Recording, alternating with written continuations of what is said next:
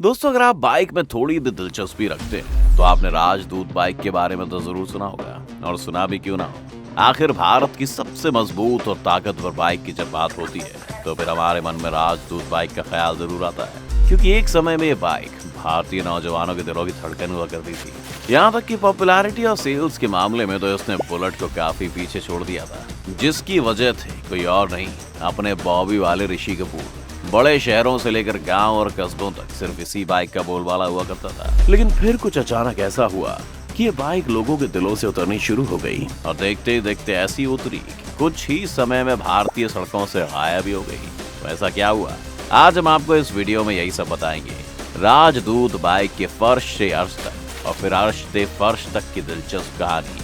आपको अगर किसी और बाइक की कहानी भी सुननी है तो हमें कमेंट में बता सकते हैं। चलिए शुरू करते हैं। भारत में राजदूत की कहानी साल 1962 से शुरू होती है। इस साल एस्कॉर्ट्स नाम की एक भारतीय कंपनी ने भारत की पहली राजदूत बाइक का प्रोडक्शन करना शुरू कर दिया। कंपनी ने अपनी पहली बाइक को एक्सएलटी नाम दिया, जिसे लोग राजदूत 175 कहकर भी बुलाते थे। ये बाइक पोलैंड की एक बाइक SHL M11 का इंडियन वर्जन थी, जिसे की कंपनी ने भारतीय सड़कों और लोगों की पसंद के मुताबिक थोड़े बहुत बदलाव करके इंडियन मार्केट में उतारा था। अब इस बात में तो कोई दो राय नहीं थी कि राजदूत 175 सीसी एक बेहद शानदार और दमदार बाइक थी, लेकिन मार्केट में नई होने की वजह से इसे लोगों का दिल और भरोसा जीतने में काफी स्ट्रगल करना पड़ रहा था। इसके अलावा उस टाइम में दमदार बाइक्स की कैटेगरी में बुलेट पहले अपना कब्जा जमा चुकी थी, और इस टाइम वो लोगों के बीच काफी ज्यादा पॉपुलर हुआ करती थी, जिसके चलते शुरुआती सालों में राजदूत 175 सीसी पर लोगों ने कुछ खास ध्यान नहीं दिया। हालांकि ये बाइक इंडियन मार्केट में मौजूद दूसरी बाइक्स की तुलना में स्टाइलिश, एडवांस्ड, पावरफुल और मजबूत थी, लेकिन फिर भी कस्टमर्स ने इसे खास रिस्पांस नहीं दिया था। फिर आती है ऋषि कपूर की फिल्म बॉबी। किसी ने सच ही कहा है, वक्त की अच्छी और बुरी बात यही है कि वो बदलता रहता है, और यहाँ राजदूत के लिए वक्त का बदलना काफी अच्छी बात थी। राजदूत की किस्मत पहली बार तब चमकी जब साल 1973 में ऋषि कपूर की फेमस फिल्म बॉबी बड़े पर्दे पर रिलीज हुई, क्योंकि इस फिल्म में ऋषि कपूर राजदूत बाइक को चलाते हुए नजर आए थे।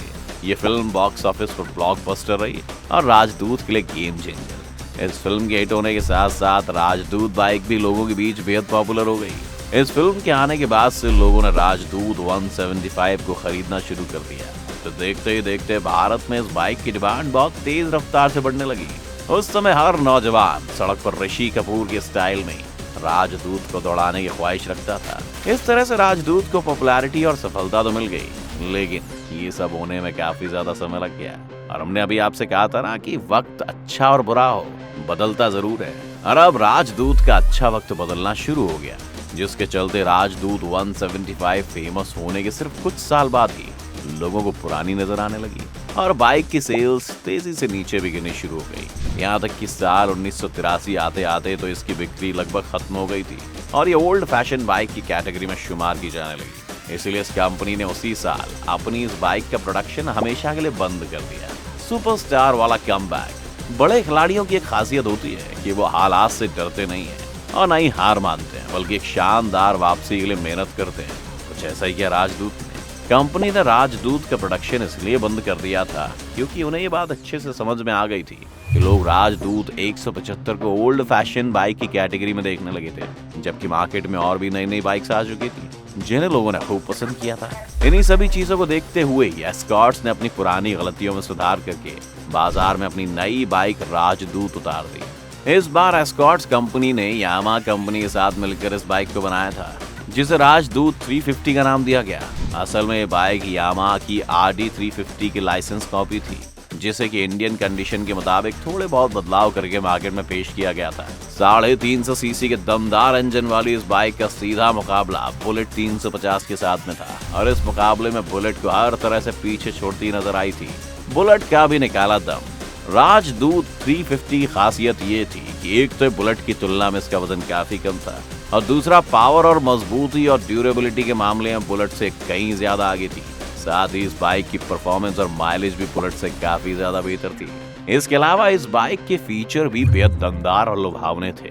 6 स्पीड गियर के साथ आने वाली ये बाइक 0 से 100 किलोमीटर की रफ्तार सिर्फ 7 सेकंड के अंदर ही पकड़ लेती थी। साथ ही इसके टॉप स्पीड भी 150 किलोमीटर पर आवर हुआ करती थी, और अपनी इस तेज रफ्तार की वजह से ये बाइक मार्केट में आते ही युवाओं के दिलों पर राज करने लगी। अपने समय में ये बाइक इतनी ज्यादा पॉपुलर हुआ करती थी कि तब मार्केट में मौजूद कोई भी बाइक इसके सामने टिक नहीं पाती थी। ये कहना बिल्कुल भी गलत नहीं होगा कि वो समय राजदूत का सुनहरा दौर था, जहाँ वो हर मामले में बुलेट से भी आगे निकल गई थी। राजदूत की बनी सरकार। राजदूत की सबसे बड़ी खासियत ये थी कि ये शहर की सपाट सड़कों के साथ साथ गांव के कच्चे रास्तों पर भी बिल्कुल मक्खन की तरह चलती थी। साथ ही इस कैटेगरी में आने वाली दूसरी हैवी बाइक्स की तुलना में इसकी पेट्रोल की खपत भी काफी कम थी। इसी वजह से उस समय भारतीय सरकार ने भी अपने एग्रीकल्चरल डिपार्टमेंट के कर्मचारियों और ऑफिसर्स को देने के लिए इसी बाइक को चुना, ताकि वो अफसर बिना किसी परेशानी के कच्चे रास्तों से गुजरते हुए दूर दूर के गांव देहातों में भी आराम से जा सकें। और गवर्नमेंट एम्प्लॉयज को ही नहीं, बल्कि गांव के सामान्य लोगों को भी ये बाइक बहुत ही ज्यादा पसंद आई थी। और गांव के लोग इसका इस्तेमाल तो दूध के व्यापार में भी करने लगे थे। अब आप में से बहुत से लोगों ने तो दूध का काम करने वाले लोगों को भी इस बाइक का इस्तेमाल करते हुए देखा होगा। यहाँ तक कि कुछ गांव में तो लोग आज भी अपनी दूध का काम इसी बाइक से करते हैं। गांव के जिन मुश्किल रास्तों पर दूसरी बाइक दम तोड़ देती थी, वहाँ पे राजदूत दूध के बड़े बड़े कंटेनर्स लेके आसानी से गुजर जाती थी। इसीलिए बाइक गांव के लोगों की भी पहली पसंद बन गई थी। इस तरह से 1980 से 90 के बीच लगभग एक दशक तक राजदूत ने इंडियन मार्केट में बहुत नाम कमाया। उस समय न जाने कितने लोगों की ये सपने की बाइक हुआ करती थी।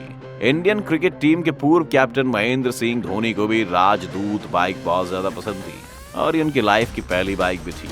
अब राजदूत के लिए 1990 तक सब कुछ ठीक ठाक चलता रहा। फिर उसके बाद से हालात बहुत तेजी से बदलने शुरू हुए। वक्त फिर से बदला। 90s के दौर में मार्केट में कई सारी नई नई बाइक्स आनी शुरू हो गई थी, जिसमें यामा RX 100, हीरो होंडा सिटी 100 और सुजुकी समुराई जैसी बाइक्स का नाम शामिल था।